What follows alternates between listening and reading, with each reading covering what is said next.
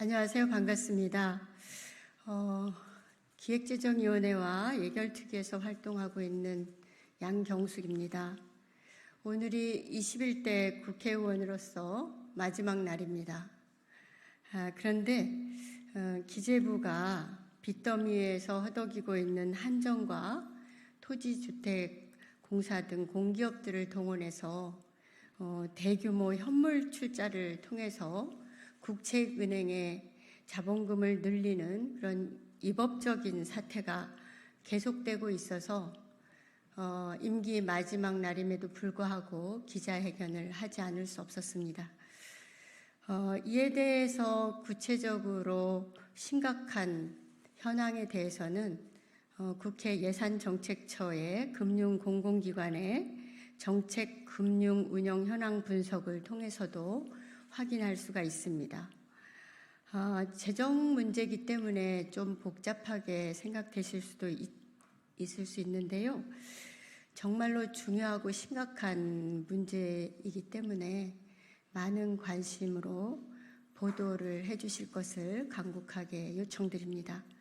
그러면 기자회견문을 낭독하도록 하겠습니다.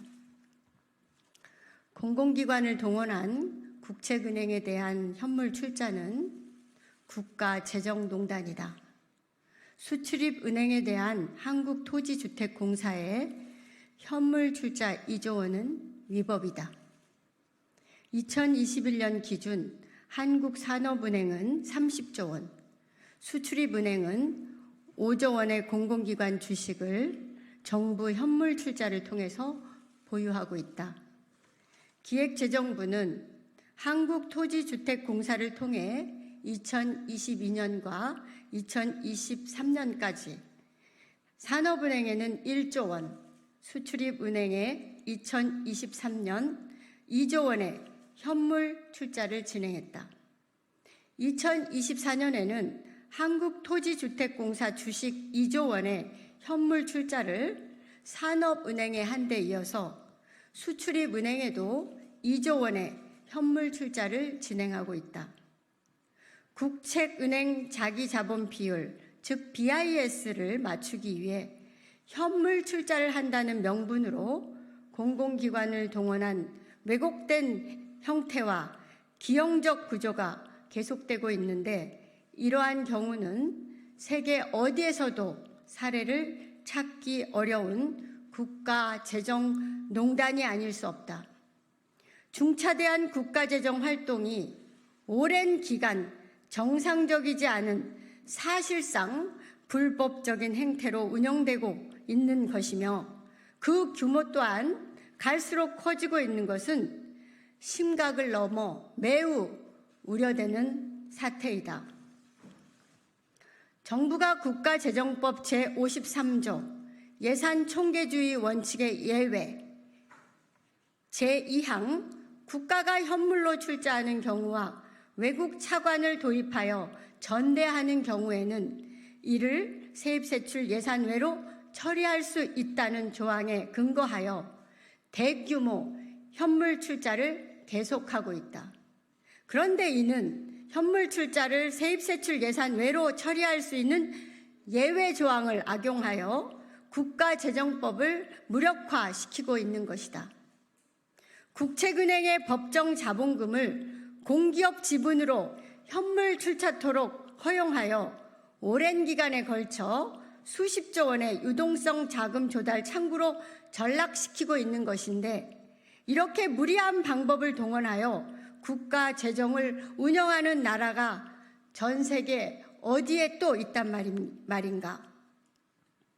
국가재정법 제53조는 예산 총계주의 원칙 예외 조항이다. 예산 총계주의 원칙은 국가 재정의 모든 수지를 예산에 반영함으로써 그 전체를 분명하게 하고 국회에 재정상의 감독을 용이하게 하자는데 그 의의가 있다. 그런데 보강금이나 일시차입금을 대상으로 하는 예산 외 처리를 공공기관 현물 투자를 통한 국책은행 자본금 확충까지 적용하는 것은 근본적으로 잘못된 것이다. 국가재정법 시행령 24조에도 국가재정법 53조 2항 국가가 현물로 출자하는 경우에 대한 어떠한 구체적인 조항이나 설명조차 없다. 국가재정법은 총칙, 예산, 결산, 기금, 보칙 등으로 구성되어 있는데 예산은 총칙, 편성, 집행으로 구분되어 있다. 그런데 집행의 예외 조항을 공공기관 현물 출자를 통해 국책은행 BIS 비율을 맞추고 대출을 늘리는 것은 법리 구조와 취지에도 반하는 전혀 맞지 않는 것이다. IMF 국가 부도나 세계적인 금융위기와 같은 국가적 경제 위기를 막기 위한 비상적인 조치가 수십 년간 국회 동의도 받지 않은 채 국가 재정 활동의 불법적인 행태가 지속되고 있는 것이다. 기재부가 2025년에는 9년 만에 현금 1조 원을 수출입은행 출자를 추진한다고 발표했는데 2024년 현재 추진되고 있는 토지주택공사를 통한 현물 출자 2조 원도 당연히 국회의 동의를 받아야 하지 않겠는가. 이를 강력하게 촉구한다. 기획재정부는 2016년 산업기업구조조정 추진계획 및 국책은행 자본확충 등 보완 방안을 발표했다. 그 당시에도 한국은행이 발권력을 통해 기업은행에 대출하고 기업은행은 특수목적 회사에 대출하여 산업은행과 수출입은행에 조건부 자본증권을 매입하는 국책은행 자본확충 방안은 한국은행법과 은행법에 위배된다는 비판을 받았다는 것도 상기해야 한다. 더욱이 한국은행은 산업은행채, 한전채, 수출입은행채를 직간접적으로 사들여 유동성 확보와 양적 완화를 해주면서 국가 재정 운용의 불법 행위를 방조하고 있다. 여기에 기획재정부는 국책은행의 BIS 확충 및 기업의 구조조정을 빌미로 재벌 대기업과의 결탁과 유착을 공공연히 확대하면서 수출입은행의 자본 한도를 15조 원에서 25조 원으로 10조 원이나 늘려주면서 공급망 기본법까지 주도하고 있다.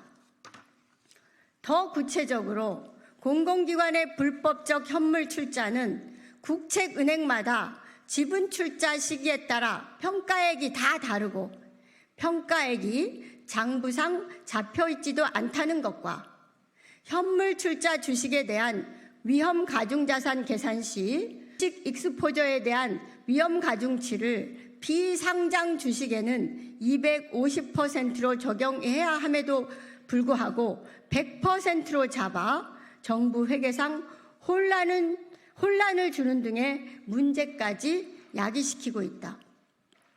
더욱이 공기업은 정부의 돌려막기 악순환에서 빠져나오기 어려운 빚더미가 계속 가중되고 있다는 것이다. 한국전력은 2023년 24조 원 손실이 발생했고 산업은행도 연결 기준 8조 원의 손실이 났는데도 정부는 별도의 재무제표로 1,600억 원이 넘는 배당금까지 받았다. 실제 현금이 아닌 장부상의 미봉책인 현물 출자로 고배당까지 부담하고 있는 것이다. 산업은행과 수출입은행에 대한 현물 출자는 한국전력과 한국토지주택공사 주식 현물 출자가 가장 많다. 한전은 부채 200조의 이자만 1조 5천억에 달하고 한국토지주택공사도 부채가 80조 원에 달한다. 국책은행 BIS 비율 하락에 대한 공기업 지분 출자라는 연명책은 근본적으로 바뀌지 않으면 안 된다. 이러다 국책은행이나 국가적 공기업이 부실화되면 민영화를 하거나 외국의 헐값으로 팔아먹는 사태가 재발할 것이 심히 우려되는 상황이다. 국책은행과 부채가 제일 많은 공기업들이 지분 구조와 부채 증가에 서로 악영향을 주고 있는 심각한 사태가 지속되고 있는데 반드시 시정되어야 한다. 내일이면 22대 국회가 시작된다.